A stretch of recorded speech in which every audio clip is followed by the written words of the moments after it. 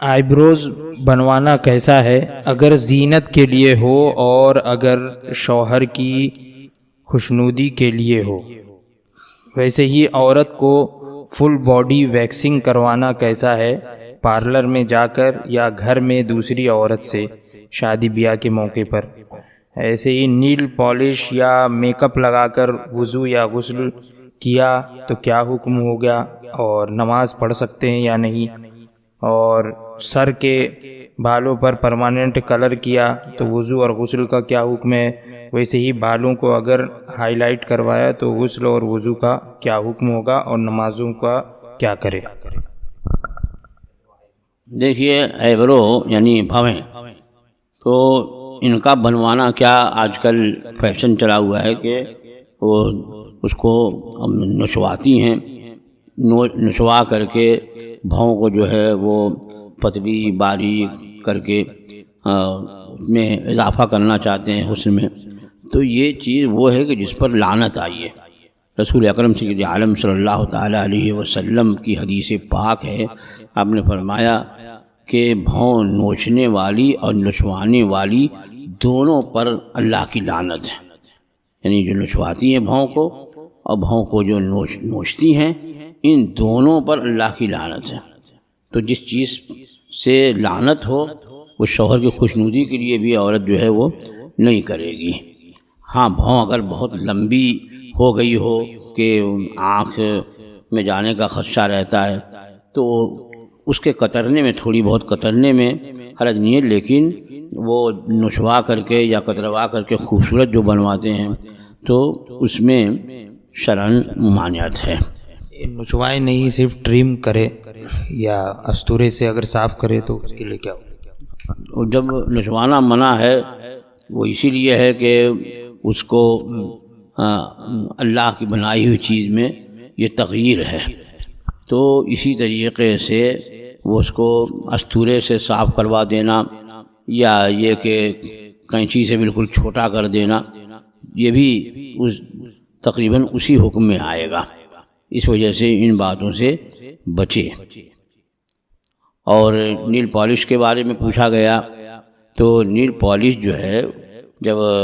ناخن پر وہ لگاتے ہیں تو ایک جرم سا اس پر بیٹھ جاتا ہے، یعنی اس کے نیچے پانی نہیں پہنچتا، کیونکہ نیل پالش جو ہے مہندی کے کلر کے جیسا نہیں ہے کہ مہندی لگائی جاتی ہے اور پھر مہندی کا جرم چھوڑا دیتے ہیں تو صرف اس کا رنگ جو ہے ناخن پہ یا کھال پہ رہتا ہے،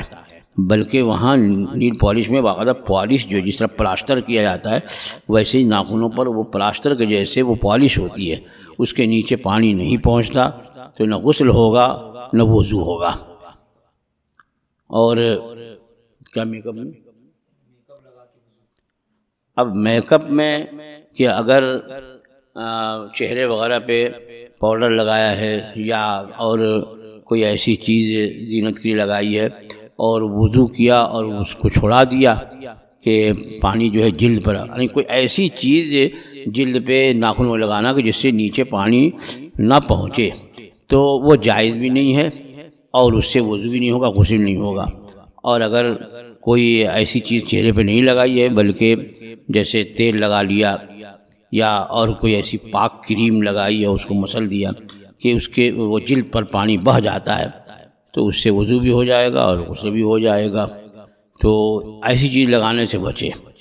پھر یہ پوچھا گیا کہ بالوں میں کلر کیا تو بال میں کلر ایسے ہی جیسے کہ مہندی لگاتے ہیں تو بال لال ہو جاتا ہے یا بال براؤن ہو جاتا ہے تو وہ رنگ ہے، اس کا کوئی جرم نہیں ہے۔ تو وہاں بال میں اس طرح کا کلر کہ جس پر کوئی بال میں جرم نہیں ہو بلکہ صرف رنگ آیا تو وہ وضو یا غسل سے مانع نہیں ہے۔ ہاں یہ ہے کہ جس کے بال سفید نہیں ہوئے ہیں، کالے ہیں، لیکن ان کا کلر بدلنے کے لیے طرح طرح کا آج کل فیشن چلا ہوا ہے، تو جہاں یہ وضع فساق ہے، فاسقہ عورتوں کی وضع ہے، وہاں بچنا ضروری ہے۔ اور بال سفید ہو رہے ہوں یا ہو گئے ہوں اور انہیں کالے کے سوا کوئی اور خضاب لگایا، مہندی لگائی، جیسے سرخ ہے پیلا ہے، براؤن ہے، تو اس میں شرعاً قباحت نہیں ہے۔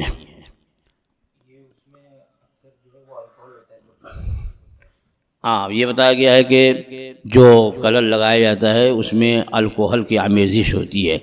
تو اگر کوئی بھی الکوہل یا کوئی بھی چیز اس خضاب میں اگر ناپاک ہے تو اس کا لگانا جائز نہیں ہوگا کہ ناپاک چیز کا بدن پہ ملنا ہوا، اور یہ تھوڑی دیر کے لیے صحیح، لیکن اتنی دیر کے لیے بھی ناپاک ہونا یہ شرعاً منع ہے۔ تو ناپاک چیز نہ لگائیں، پاک چیز جیسے مہندی ہے، یا خود آپ اپنے ہاتھوں سے کوئی ایسا لکوڈ بنائیں کہ جس کا کوئی بال پر جرم نہ آتا ہو، بلکہ صرف کلر آئے اور جرم چھوٹ جاتا ہو، جیسے مہندی لگا کر کے دھو دیتے تو مہندی چھوٹ جاتی ہے، صرف رنگ باقی رہتا ہے، تو اس میں شرعاً ممانعت نہیں ہے، نہ کوئی قباحت ہے۔ کیا کرتے ہو؟ ہاں، یہ سوال تھا کہ بدن سے بال کا دور کرنا، تو بعض جگہ کے بال تو دور کرنے کا حکم ہی ہے، جیسے بغل کے بال اور زیر ناف جو ہیں وہ ان کا دور کرنا، تو 40 دن کے اندر اندر اس کا کرنا ہے، اور 40 دن ہو جائے تو پھر مکروہ تحریمی ہے، تو یہ تو شرعی حکم ہوا۔ اب یہ کہ بدن سے اور روئیں کا دور کرنا، تو روئیں کا دور کرنا یہ شرعاً ناجائز حرام تو نہیں ہے، لیکن اس کے لیے عورت کے سامنے بھی بدن کا کھولنا یہ جائز نہیں ہوگا، کیونکہ عورت کے سامنے بھی بدن کے سارے حصے نہیں کھولے جا سکتے۔ ہاں، جب علاج کی ضرورت ہو تو معالج کے سامنے کھولنا یہ ضرورت اور مجبوری ہے، تو جو بال وہ اپنے ہاتھ سے دور کر سکتی ہو